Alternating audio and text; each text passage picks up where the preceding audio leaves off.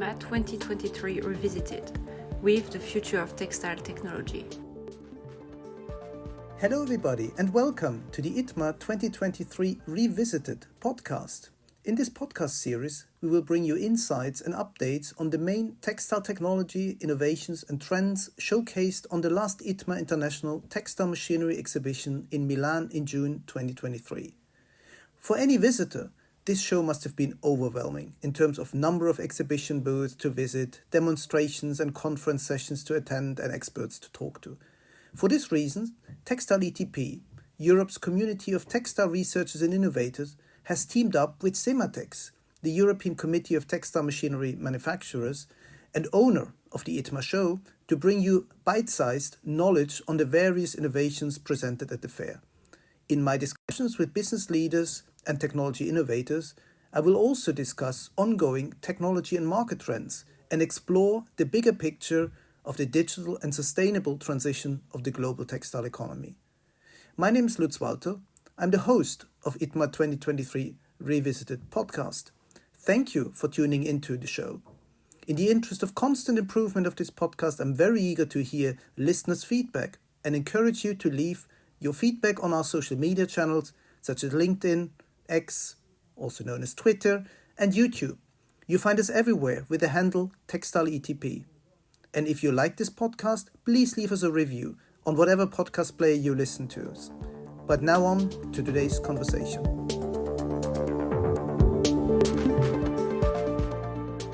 In today's first edition of the ITMA 2023 Revisited podcast, I will speak to Cornelia Buchwalder, Secretary General of CEMATEX. Of course, nothing more natural than to start this podcast series with our partner in this venture. In our wide-ranging conversation, we cover CEMATEX's assessment of the ITMA 2023 show, some of the early feedback they collected from their exhibiting members. We also speak about broader trends in the global textile machine market and the overall direction of the textile industry on its journey towards a digital and sustainable future. I hope you find our conversation insightful, and thank you for tuning in. Hello Cornelia, good afternoon. Very nice to see you, and I'm really looking forward to our conversation today about all things ITMA, of which I think you are the perfect person to speak to, and really looking forward to have our conversation to and explore a bit what ITMA 2023 was for you, for the industry you represent, and maybe looking a little bit into the future too. Thank you very much for inviting me to that podcast. So also excited to exchange views with you here. Well, I suggest to start with maybe for the listeners who don't know who you are and the organization that you represent. I will, of course. I'm Swiss, based in Switzerland, and originally I've been a food engineer, so coming from the industrial production of food. For like more than 10 years now, I've first joined SwissMem, the Swiss Machine Association, but now also taking care there for the Swiss textile machinery companies. But with the podcast today, we are definitely focusing on my role that I have with CEMATEX. And I've been now the Secretary General of CEMATEX for the last 4 years. So just started basically at ITMA 19, now ITMA 23, so just been 4 years. And CEMATEX is the European Association of the Textile Machinery Manufacturers, and we are having 9 member associations, so 9 country associations of textile machinery manufacturers. Just for your ease, quickly naming them, 9 is easy to go. So it's Italy, Germany, Switzerland, Belgium, the Netherlands, France, the UK, Sweden, Spain. And I hope that were 9, yes. I believe so, yes. So you said you joined SwissMem I think you said 10 years ago, 13 years ago, something like that. So initially you were in charge of the food machinery industry in Switzerland. Is that correct? Or no, actually, even though I joined SwissMem, I was actually responsible for quite a number of different industry sectors, as we call them. But I was it was packaging machinery, pumps, drives, so all kind of different industry association. And then in 2013, after having been with Swissmem for 3 years, I could take over from my predecessor who went into retirement, the Textile Machinery Association. And so that's when I started to get in contact with that industry that really I enjoy very much being with. It's been a great 10 years, yes. So that must be then ITMA 2015. Must have been then your first ITMA, is that correct? That was in Milan too? Yeah, correct. So I'm like, when you listen around in the world of those people who visit ITMA, I'm like a youngster in that because I've only done 3 editions. So just yesterday, as a little side note, I met someone who said he started his career at ITMA's in Hanover, where maybe later we talk about we'll go back in 4 years, and that was in 1991. So you see, there are people around who have done definitely many more ITMAs, yes. Well, I very much have that feeling too, because, when I joined the textile industry in 1999, that was just after an ITMA edition had taken place. Then for some reason, I missed the 2003 edition in the UK. So my very first ITMA experience was actually in Munich in 2007. And that doesn't seem that long ago to me. So, and I know that there are many people in the business who have a lot more ITMAs under their belt. So I think professional careers in the textile machinery industry are actually counted in ITMAs. So, so a black belt probably has something like 15 to 20 ITMAs under their belts. So you're still working up on your ITMA belts then. So ITMA Milan 2023 was then your third ITMA. Correct. It was my third ITMA. And when we talk now about my CEMATEX role, I would say it was my first ITMA in that function, because I really just took over a week, 2 before Barcelona, which then was, much too short to really have also. Of course, I explored it, but now after 4 years, also developing the show and being in the whole process of those 4 years to the next ITMA. So in this sense, that was my first real ITMA with the CEMATEX function, I would say. It's very interesting because I share that exact same feeling. Because for me, the ITMA 2023 was the first ITMA where I really felt I've really done and experienced the full ITMA experience.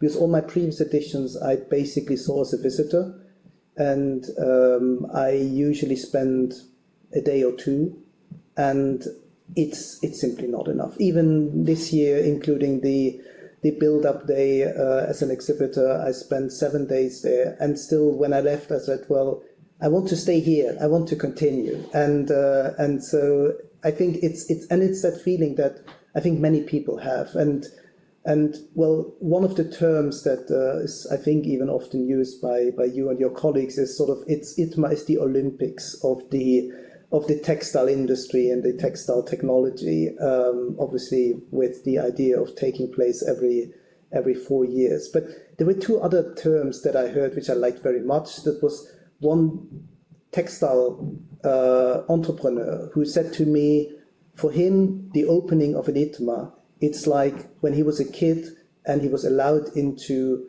the room for Christmas, and all the decorations were up and all the gifts had been prepared, and he was allowed to go in and to unwrap the gifts. That for him is the sense of going to an ITMA, experience the opening of an ITMA. And somebody else just said, well, ITMA is just the Disneyland of textile technology.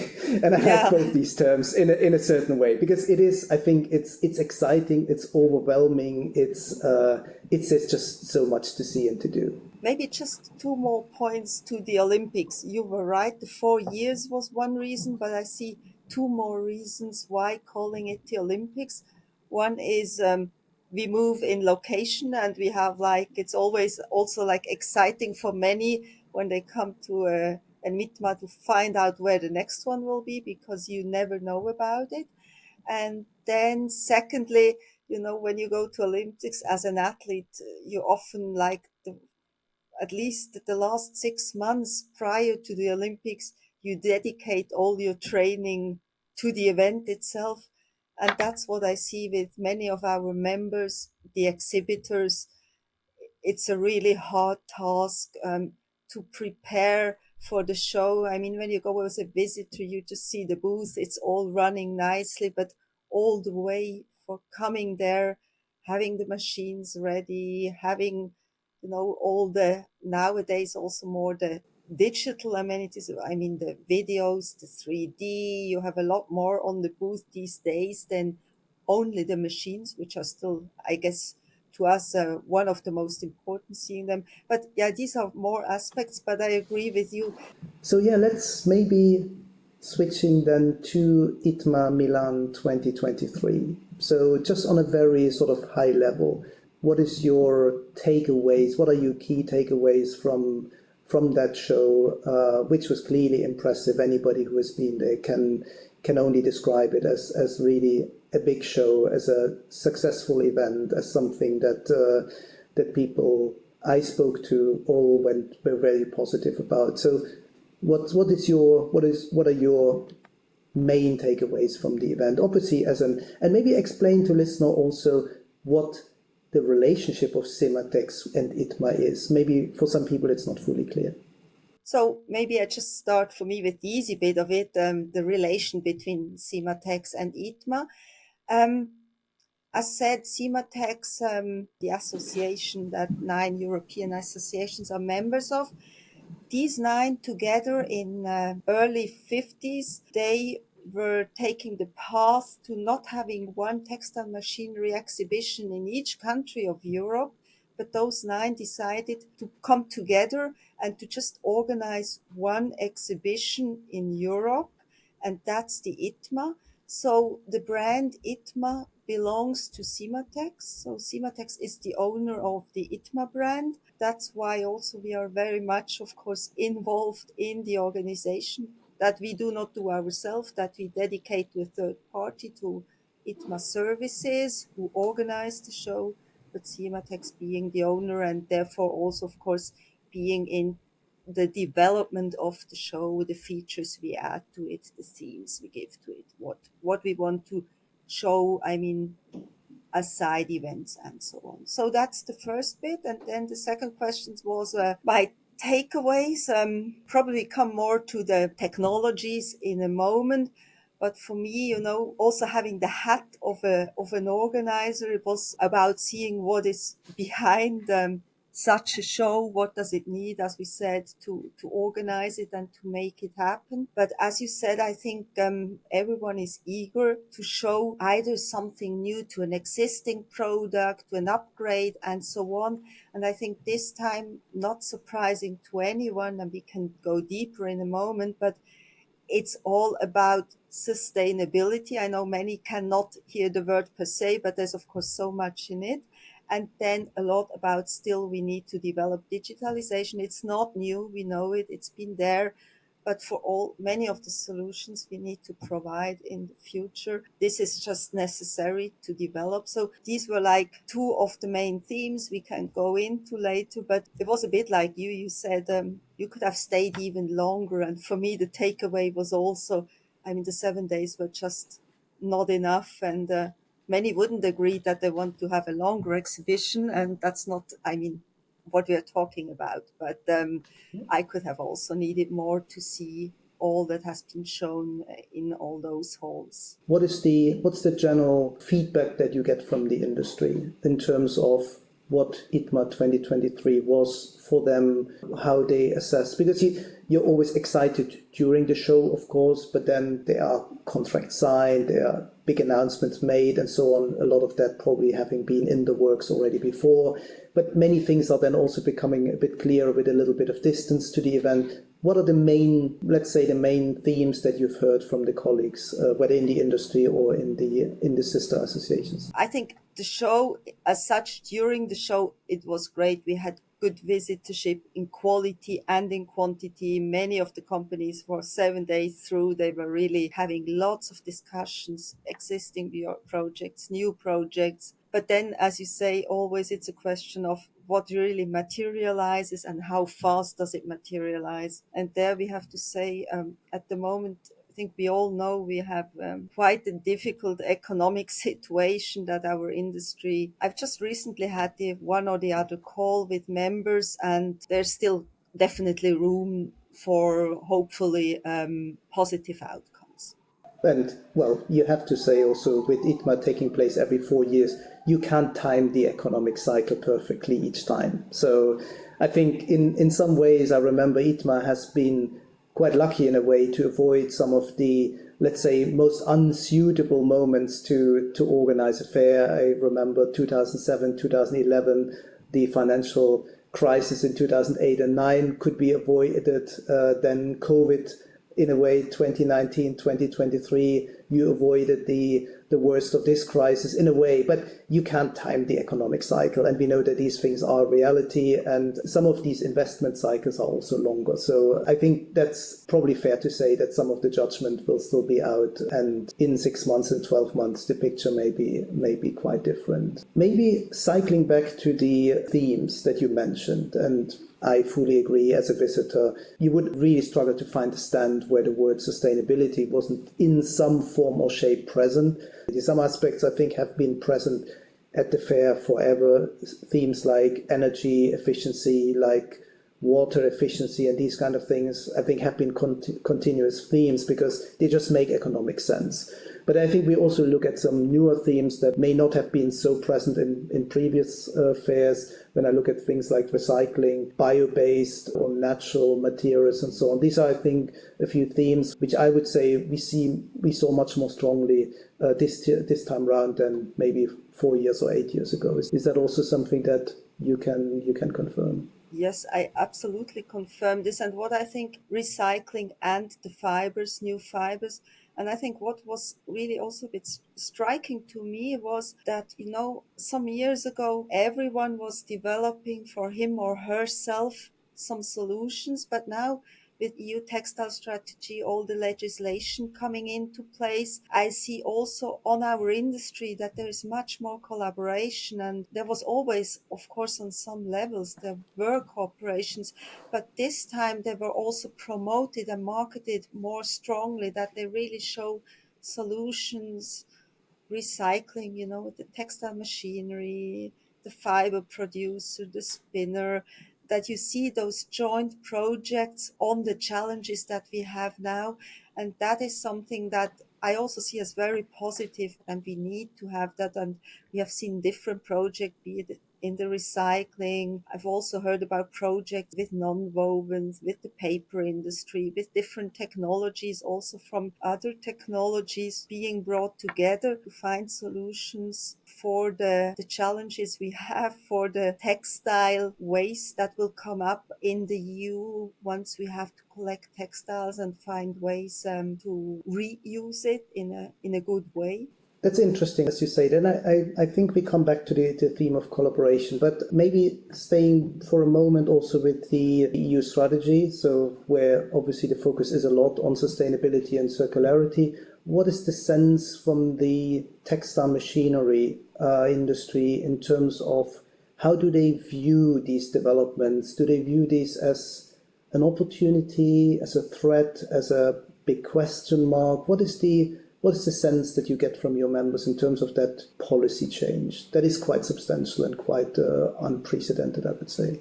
We have so far not been so active in the lobbying part, in, just following up these legislations as an association. Of course, countries have done it, companies, the big ones have done it. And we are just at the beginning of also developing as an association more into that direction. As you said, the textile legislation, they are, of course, not directly targeted to the machinery people, but of course, indirectly, we are in the same boat of the textile value chain. So it has opportunities when we come maybe to the digital product passport coming up. So this is one example where machinery industry can provide solutions. But I think we also share some common understanding that we have to make sure that we are not weakening the European industry. I don't know if you have a view on this or you hear that, because obviously your members are mostly global players. So they sell, of course, machines not only to European clients, but to clients around the world. Do you have an idea how the European developments are seen from the outside Europe? Do you get any echoes there? Are people saying, my God, what are these Europeans up to? Steve, what's the sense there? Do you have any feedbacks there? I wouldn't say that I have a broad view, but anecdotally, I've heard from the one or the other. I remember having been to a conference last year in Davos. I'm not sure if you were there too. ITMF conference in Davos. There were, of course, a lot of textile manufacturers from around the world. India, Indonesia were two of the countries that I just remember. You know, the EU textile strategy was presented to the audience, and I remember they were like emotional, seeing a big threat for them for the time being. You know, they have also to deal with a lot of things, and we in Europe come up. They, of course, need the European market to sell into. They have also to fulfill some of those regulations over time if they want to sell their products into the European market. But that's more or less a bit where I really heard it, sitting in the same room with the people, also seeing that, I wouldn't say worried, maybe worried is the wrong word, but it has challenges to them, yes. And that is pretty much what we hear in Europe as well from the European industry. I think there is this really, I wouldn't say a divided view, but this kind of uncertainty about how much there is opportunity in there and how much there is threat and a difficulty in there. So I think keeping the two apart or understanding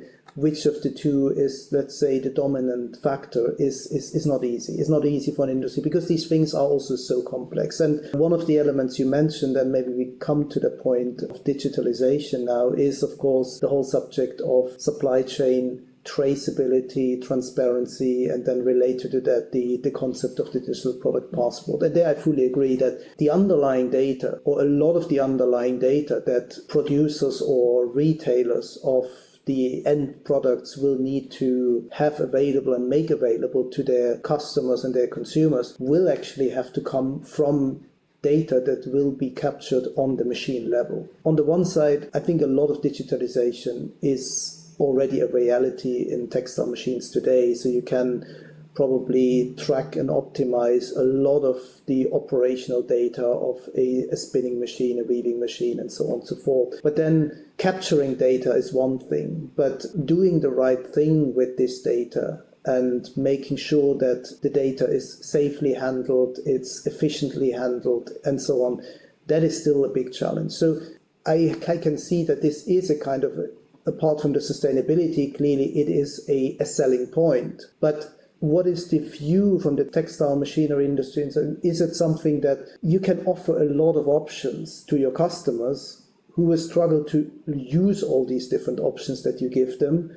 Or you can have the opposite, where customers come and say, we need all these kind of options, and as a machine producer, you may struggle to implement them. Between those two, what do you think is more of a reality today? As much as I hear, I think at the moment it's still the case that the machine industry offers more features, especially I hear that a lot in the sense of predictive maintenance of the machine producer having direct access into the, let's say, call it spinning mill to just supervise or check the status of the machines. I think that is still, not solved, not on a legal side, but I think on an emotional side. How much do I want a supplier of mine to be like connected with my machines? And there I see still more of a way where a lot could already be done, but there's not everywhere yet the willingness to implement those options that would be available. And I think on the other hand, I think a lot would be around already. I mean, the data are there.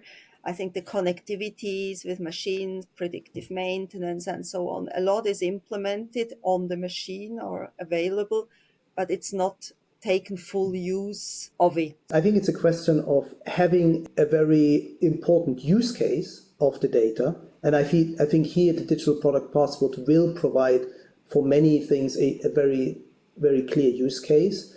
And on the other side, having the digital skills among the people in the textile industry itself to say, well, what do I do with this data? Having sort of digital analysts or statisticians or other kind of competences that you would need to really do something with the data, also in the sense of optimizing, in the sense of predicting, in the sense of smart scheduling and all these kind of things, is probably something that is beyond the capacity of many operators in the industry. Another bottleneck, and I don't know how much this is a reality, is that obviously you may find a lot of digital data capacities on the latest generation of machines, but we know that not every company operates the latest generation of machines, and we have many companies, especially in Europe, I think, which have, sometimes for very good reasons, they're operating machines that are 10, 20, 30 years old, because they have optimized or customized them in some very specific way to make some very specific type of product. Because as a textile machine producer, you're probably a little bit in a dilemma there, because on the one side, of course, the best for you would be if your customer comes and buys the latest machine with all the digital bells and whistles that it has, or to say, well, obviously, if I know that my customer will not buy it because he cannot afford it, or because the older machine generation offers him some kind of functionality that the new one may not have, then you offer, or they offer, sort of these digital upgrading or digital retrofitting possibilities. Is that something that you see as well, that you hear from?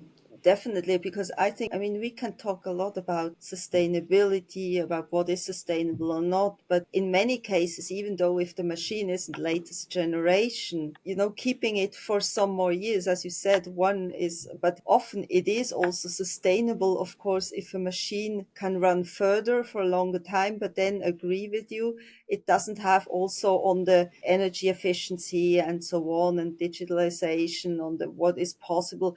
It has disadvantages to a latest machine because it's developed.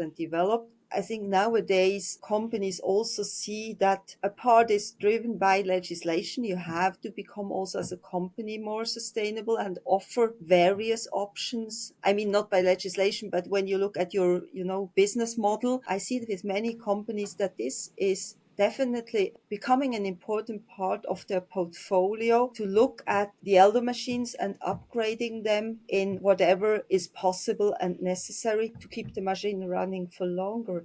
It also goes in a way that, this is becoming a good thing, and you also have to take care of those of your customers who have elder machines and help them getting the best out of their machines, because being honest, there's also always business in that bit of it. I mean, it's also a business model that can also be interesting for both sides. That makes me think of an interesting question. If you offer retrofitting and upgrading and repair and maintenance capacities for existing machines and equipment, then basically you offer a service. Can you say to what extent between the product sales and the service, how much an average textile machine or producer sort of generates in terms of product sales and in terms of services? And maybe also the follow-up question, because I had an interesting conversation at ITMA with newer players in the digital business, and they told me that they are offering their machines or devices on a subscription basis. So they don't sell their machines, they sell subscriptions to their machines, and they say that they struggled a lot with that concept because it's so foreign, it's so unknown, let's say, in the industry. So it was always, if you want to have a machine, you buy a machine and you own the machine. What percentage, if you know, does the service component make in the average business of a textile machinery producer, and where are the trends there? Is there more trends towards this kind of servitization, selling machine as a service, machine time as a service, or something like that? It's like, I guess, two questions. So the first is like service versus machine. I don't have figures, to be honest, but I definitely know from a lot of talking to members from different countries that the service level is a very important one. Textile machinery companies are not unhappy with having a big, let's call it service or spare parts or upgrades. So this is definitely a substantial and very important part, but I don't have any figure. When it comes to your question on not buying the machine, but buying service, running hours, square meters of textiles, whatever then would be like the basis of your calculation. I've been in workshops with a number of companies, and every time this subject is coming up as an option, many of our members already talked about it, I'm quite sure. But I think what was a bit limiting is that if you want to sell a service per hour, per square meter, per whatever, you need to have all the data. And we come back to that connectivity to the factory to then send the invoice on the right thing. And that somehow in that industry is probably not yet so much developed. Well, there is, of course, one part, and of course it ties in very well with the digitalization theme, is the digital printing, where we know business models, not necessarily from textile printing, but we know it from, let's say, standard office printing and so on, where established companies in this sector very much had this business model like you almost give the machine for free and you make your margin on the cartridges of the ink. Because some of these companies are the same that are now entering also or have entered the textile business. Maybe it lends itself much better to this business because you have this consumable, and that consumable that needs to be really very well tailored to the specific printing head and the overall machine so that everything runs smoothly and without any quality issues and so on. And I know that this is something that is very much resisted in the textile industry, because in the classical printing industry is that in the dye houses, they're making their own dye batches and everything. They wanted to control everything and so on and so forth. Whereas if you are linked to those inks that are the only inks that work on that machine, that is an attractive business model from the point of view of the machine and the ink provider, but it's certainly something that is viewed somewhat suspiciously, I think, from the traditional way the industry is operating. And you can imagine, I mean, it's the famous razor blade business model where you say, okay, the razor is relatively cheap, but you have to sell over and over, or you use over and over the blades, and with that you charge the customer who's kind of locked into your system. And you can imagine that similar things can exist for other machine types when it comes to things like needles and other consumables and spare parts. I believe there is probably a tendency to look into this because the advantage, I think, for the machine manufacturer is it brings predictability, it brings more stability into your operation, so you're not dependent on these sales cycles which come and go. And to be honest, it's even something that people in the textile business are looking into these days because, well, obviously the textile and especially the clothing business was always a product business. So they're selling product to consumers. And if you want to make business, you have to sell new products and further products to the consumers. But now with this whole discussion of saying, well, we want to make products more durable, we want to reuse products and so on, and we have this emergence of these resale platforms where even consumers sell to each other and so on. I know that many of the textile industry, the textile and clothing companies, they struggle with this idea. They look at it, but they're so locked into their product and product sales kind of mindset that it's very difficult to break out of it. And I believe that must be a little bit this culture also at play in the textile machinery industry, that it's sort of the more machines you sell, the better you do, and this kind of product sales driven cycle that I think you see also sometimes at places like ITMA where they say we sold X number of machines and this is our measure of success. Yeah, but I guess it's also the other side. I mean, me as a consumer, do I want to rent out a pair of trousers for an evening, or do I want to buy it and feel it's like mine? I think we also on both sides, we are still in that I buy it, it's mine, or I sell it and then I've sold it. I've just once heard, I mean, probably it doesn't fit into this one here, but a drilling machine. How long is every drilling machine that you buy in a shop in average, for how many minutes it is used? I think it's something like, don't blame it, but it's 4, 5, ridiculous. 6 Yeah. or 8 minutes, or maybe 12 minutes in its whole life, because you buy it because you drill one hole and then for years you probably don't drill a second hole. We see it more from a consumer to consumer, that we reflect much more on that and question to owing everything yourself. And I think this it's just a trend that needs time on both sides because it has so much to do with behavior. And I'm positive that over time this will change. But I think on both sides, it just needs longer. Yes, these things probably they will come slowly also into the consumer market. But I think also if we go back to the textile machinery industry, I think there can be opportunities there as well, in the sense of if you can rent machinery, if you can rent equipment that some companies may not have a use for on a very intensive basis, but on a shorter term basis for whatever kind of seasonal production, for whatever kind of special production, special orders or whatever, that could be an additional business opportunity also. There is probably also a technology element into this. Because often if you want to sell something, let's say by the hour, you will also have to be able to track the hours in which the machine is used and how is it used and so on and so forth. So I think this digitalization comes into play as well. And I'm a firm believer that technology will drive behavior change, and then behavior change will drive new technology development. I think there is this kind of virtuous circle that we see where we are probably still at very early stages in the digitalization and this kind of pay-per-use and the idea of say, do I have to buy every machine that I need to use, or are there other models of accessing use time of a machine?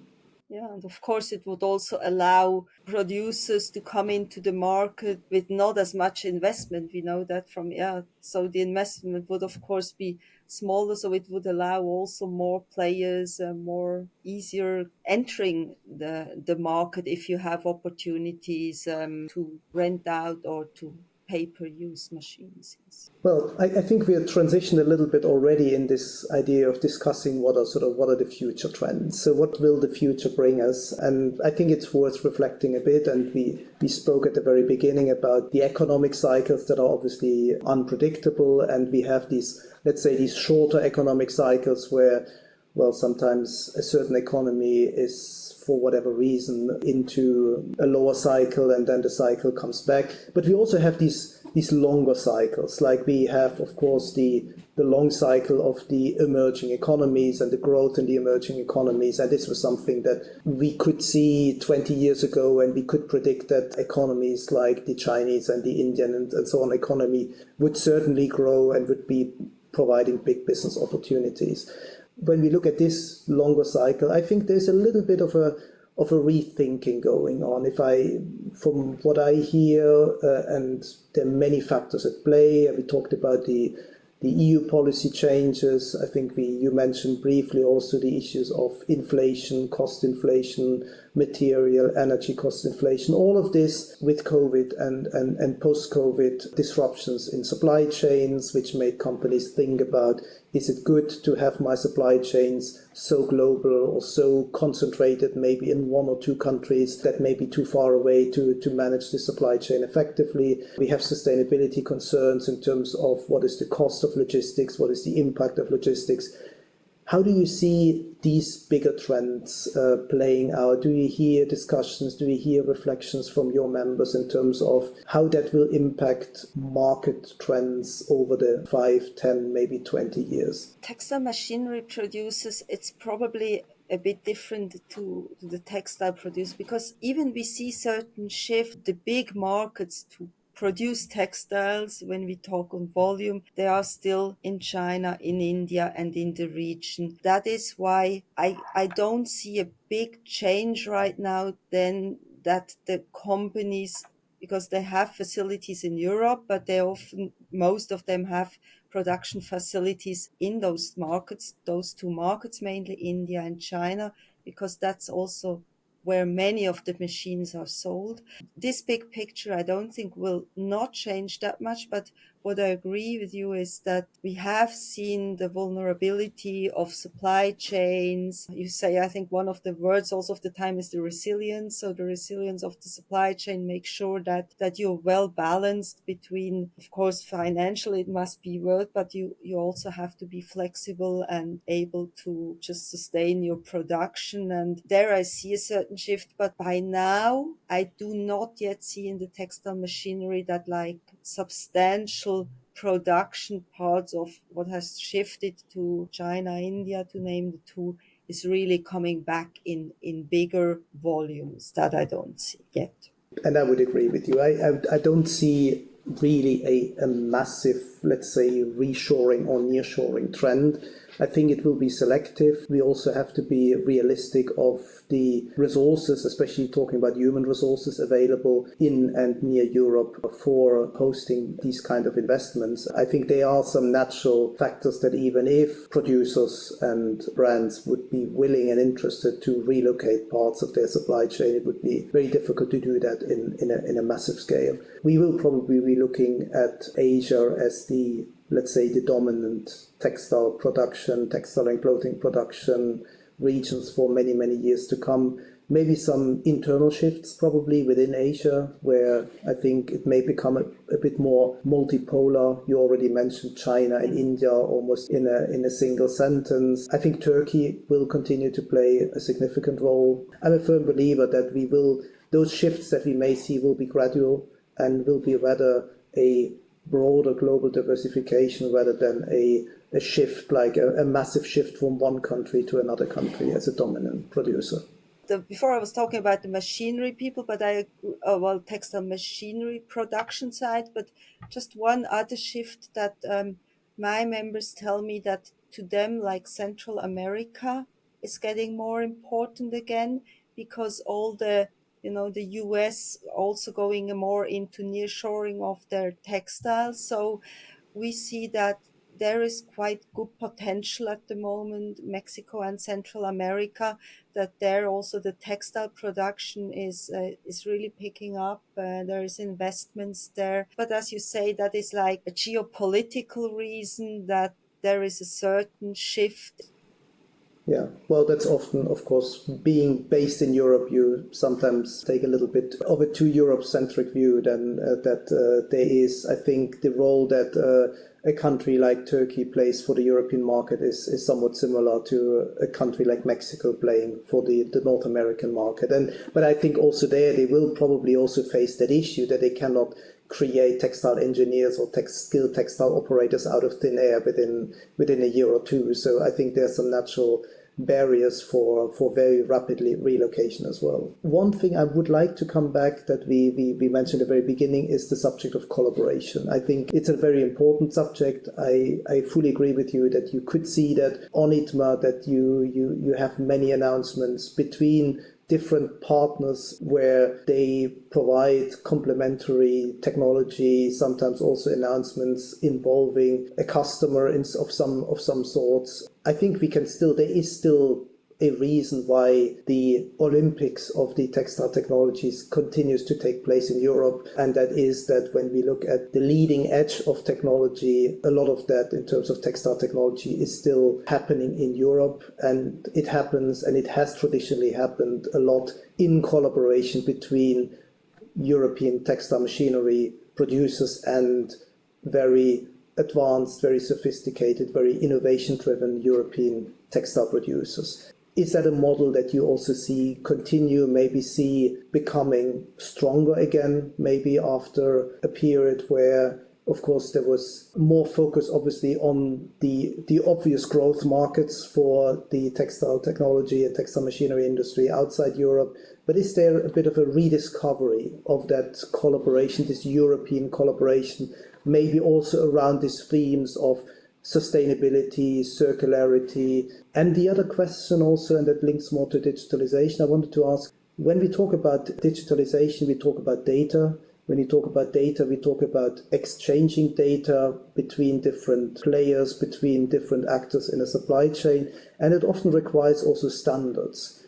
Is there something, to your knowledge, that textile machinery companies or perhaps facilitated by associations are doing in the area of digital standards or standardization of data exchanges and things like that? Because I believe it's a very, very crucial aspect that in the absence of data standards, it's very difficult to exchange that information reliably. If everybody uses a different standard and a different system, then it becomes very, very costly and very, very time consuming. Do you see anything in that, or do you believe there is a need for that?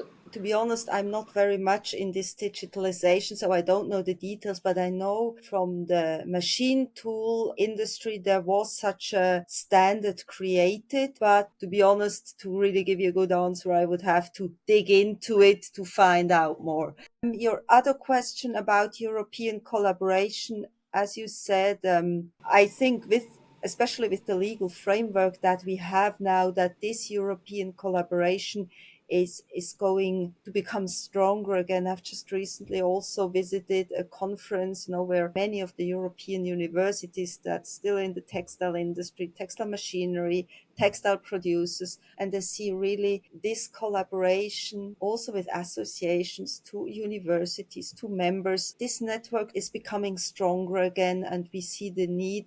Of course, we need global collaboration, but now as we are in the same framework, now also having some challenges that we have to overcome as a European textile community. And maybe just one other thing, what I've also hearing from our members is that collaboration nowadays is also sometimes directly from the brands to the machinery. This is also a trend that the brands, they have an idea on what they want, and they also go back in the supply chain down to the machinery people, sometimes to already start discussion on solutions. So there's also way of new collaborations that have before not happened that much because there were like too many players in between. And of course, that's still the standard. But there you also see that different players for different problems to solve talk to each other that probably 5 or 10 years would have not connected.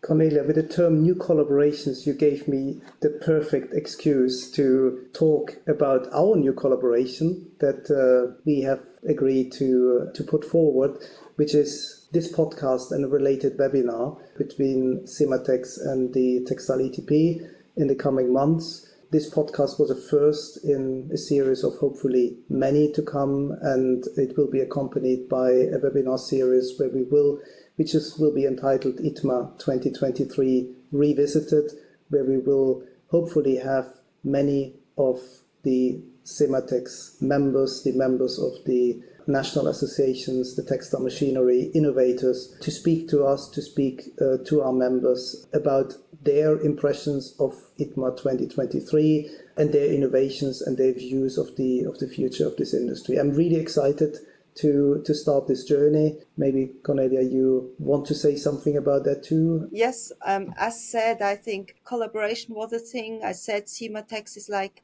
also collaborating more than we probably did before. And being part of that European textile network, I'm also very much excited that we bring the European textile industry and the textile machinery industry together even stronger. And this is one of the tools where we can start that journey together, and very excited to take it off. Absolutely. This is what we're going to do. So, well, this was a wonderful conversation. I think we could have gone on for another 2 hours, but in the interest of your time, in the interest of the time of our distinguished listeners as well, I think we'll bring it to a close here. Thank you so much for being available. Thank you for sharing all your views and your knowledge with us. Happy to do a follow-up. I think there were many themes that we could have explored much more. So maybe there's a second edition sometime in the future. But for today, would be great. That would be great. For today, I think we'll bring it to a close.